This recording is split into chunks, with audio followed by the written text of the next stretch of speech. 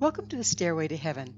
We're coming to you bringing insights into the ever-changing high-frequency currents now bathing the planet and their effect on us all. The source of vital information for the evolving human being. I'm Gwilda Wiyaka.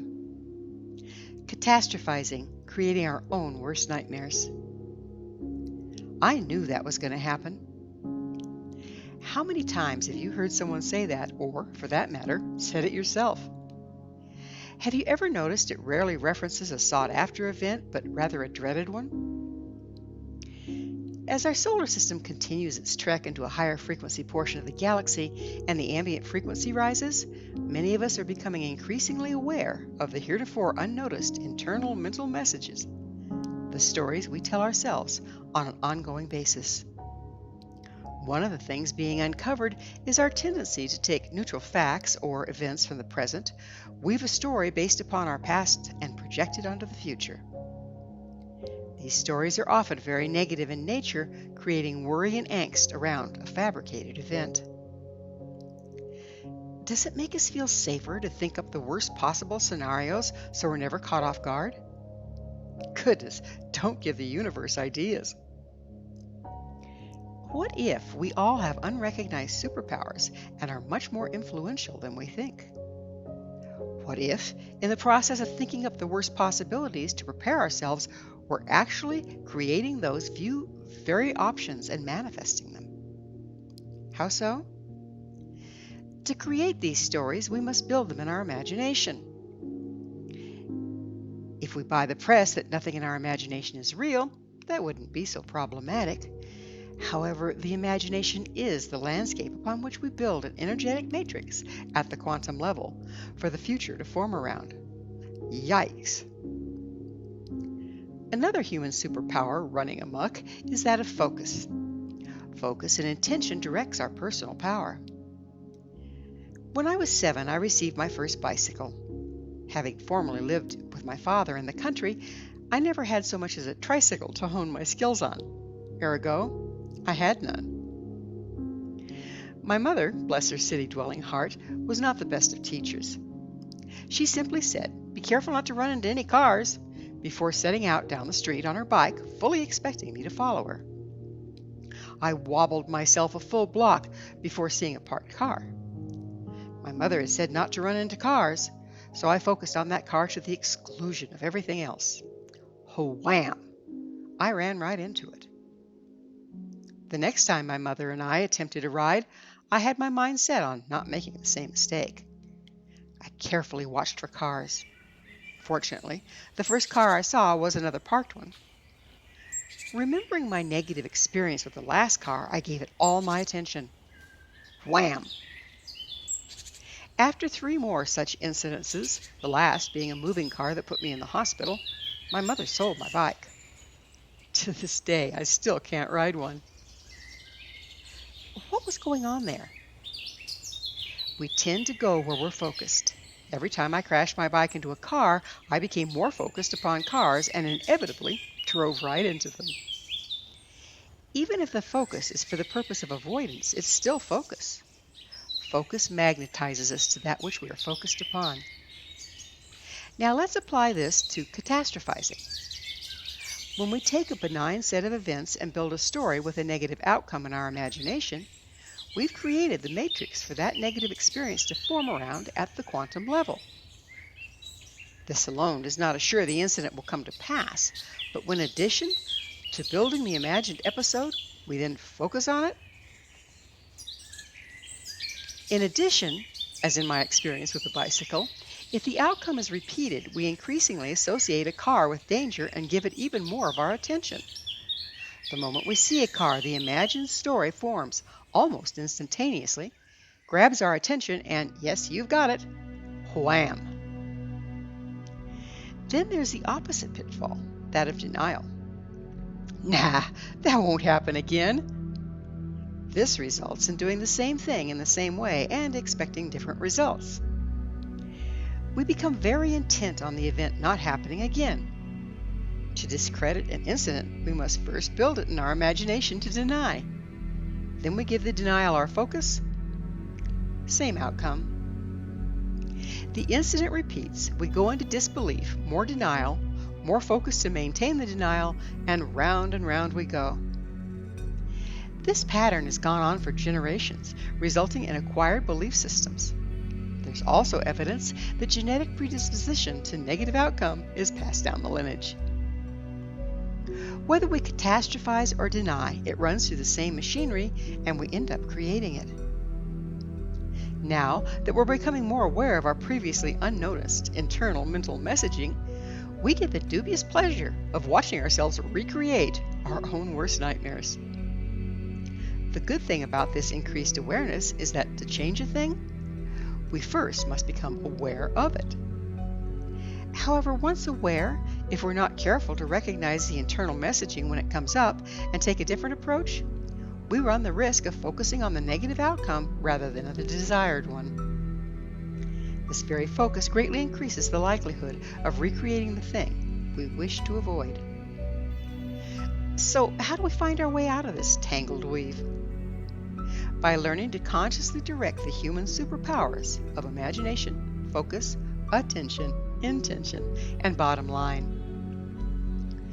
We can, and have, unconsciously used those powers to create our worst nightmares. Can they be consciously wielded to manifest our dreams? Absolutely they can. As an antidote to recreating nightmares, when catching yourself catastrophizing or denying, stop. Envision a huge eraser removing the negative image from your imagination. Then, take the benign event that instigated the trip down memory lane and imagine them creating a positive outcome. Had I used this method with my bike dilemma, I would have chosen to see the car as not noteworthy. After all, I knew where it was. It was safely parked. Instead, I would focus my attention on catching up with my mother and imagine her delight at seeing me successfully riding beside her. This reframing doesn't happen instantaneously. It takes practice. Furthermore, we may not have time to create the process in the moment. This is where building what I call subroutines comes in. I discuss subroutines in depth in Stairway to Heaven episode number 37, The Key to True Mastery. In short, a subroutine is a stepwise series of actions, when combined, form a unified and seamless routine.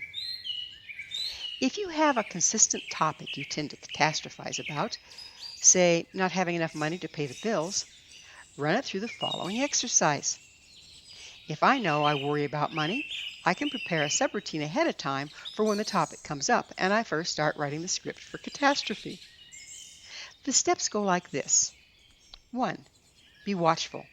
Recognize when you're taking benign events from the present and overriding them with negative results from the past. 2. Choose a symbol to break you out of the pattern. I chose a giant eraser in the previous example. 3. Dismantle the partially formed story.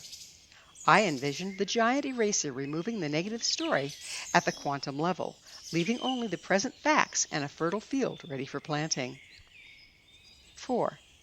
Replace the negative story with one with a positive outcome. You might choose to envision seeds being planted in the fertile field. Note: it's important not to be too specific as to what the positive outcome will be, as life offers many more opportunities than we can imagine. We don't want to limit life. 5. Trust the positive outcome is on its way and watch for the signs in your life that lead to it. If we're busy focusing on believing a negative outcome, we tend to miss the signs of opportunities leading us to a positive one. Remember the importance of where you're focused. For this step, you may envision new green sprouts emerging in your field. 6. The only way to take advantage of opportunity is to recognize it and take action. For this step, you may imagine yourself plucking corn from a stalk in the matured field. 7. Nothing is ever fully received without gratitude, so be sure to thank life for its helpful provisions. These steps are a long process. You won't have time to create them in the moment.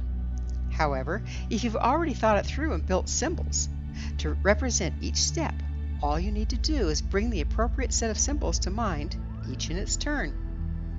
Now it would look like this. Negative story, giant eraser. Basic facts in fertile field, seeds, sprouts. Corn in hand, thank you. For a while, you'll rapidly repeat these symbols in your imagination every time you start to catastrophize about money. After some time and much repetition, you can abbreviate the set to simply bringing the giant eraser to mind, then saying thank you. All the other steps will automatically fall between the two bookends as a well-formed subroutine. Another important method is that of reframing. If we always hold in mind there's a positive and a negative in every situation, and make a point of looking for the positive without denying the negative, it can be life-changing. Case in point, I received an unexpected bill that put me over budget. My first inclination was to panic and see myself starving alone in the dark. Instead, catching myself, I bust out my trusty eraser subroutine and take care of the catastrophizing. Then, for reframing, I ask, how can this unexpected bill serve me? This prompts me to take another look at my budget. I see an item I'd budgeted for. I decide to put off purchasing it so I can cover the unexpected bill. The next month, I find the same article on sale at 45% off. Coincidence, you say? Maybe, but one I had part in creating, thank you very much. Another necessary skill is learning how to tell the difference between catastrophizing and intuition. Sometimes we're creating non-existent problems from benign events, and other times we may be actually sensing a disaster on its way. How do we tell one from the other? What if they're one and the same, simply at different stages of development?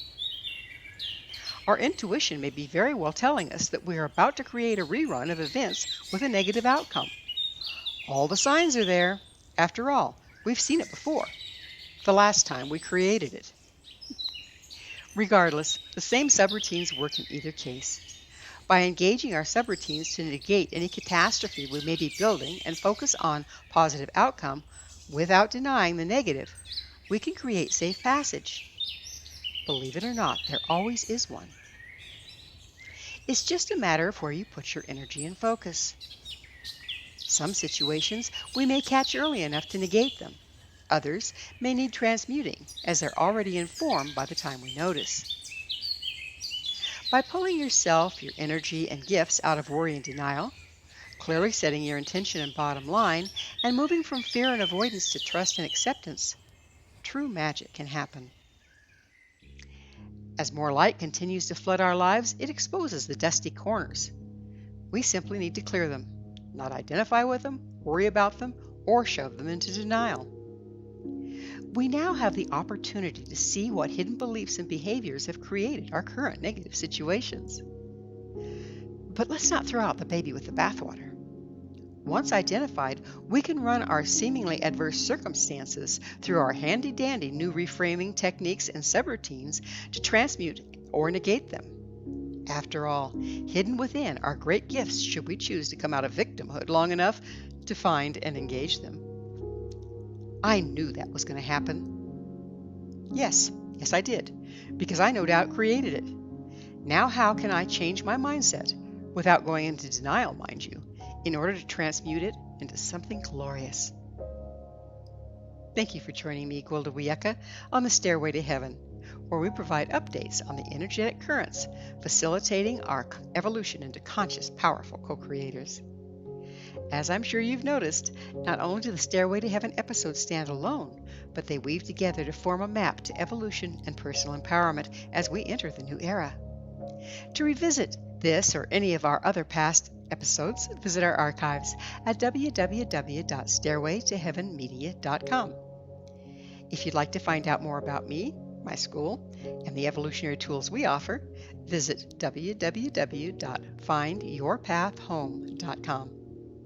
Until next time, may you be blessed on your sacred path to wholeness. We are here. The time is now.